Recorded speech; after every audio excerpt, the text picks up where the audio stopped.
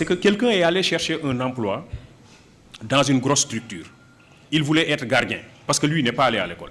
Il voulait être gardien dans cette structure. Il s'est présenté au directeur des ressources humaines qui lui dit « Est-ce que tu as une adresse mail pour qu'on vous envoie le dossier à fournir ?» Le monsieur dit « J'ai pas d'adresse mail. » On lui dit donc « Tu ne peux pas être gardien chez nous.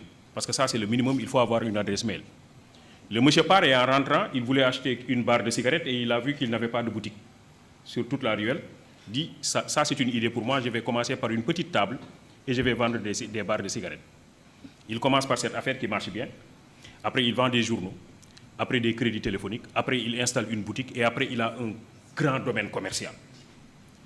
Et un master en comptabilité est venu le voir pour être recruté dans son entreprise. Alors, et le monsieur lui dit, moi, je suis titulaire d'un master en comptabilité, je veux être recruté dans ton entreprise. Je veux que tu me donnes ton adresse mail.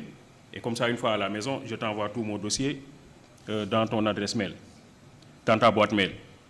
Et le monsieur lui dit, j'ai pas d'adresse mail. Il dit, toi, tu n'as pas d'adresse mail et tu es propriétaire de ce grand domaine commercial. Si tu avais une adresse mail, tu serais le plus grand opérateur économique du monde. Il lui dit, si j'avais une adresse mail, je serais gardien. En réalité, ce que je veux dire, c'est que c'est ça aussi.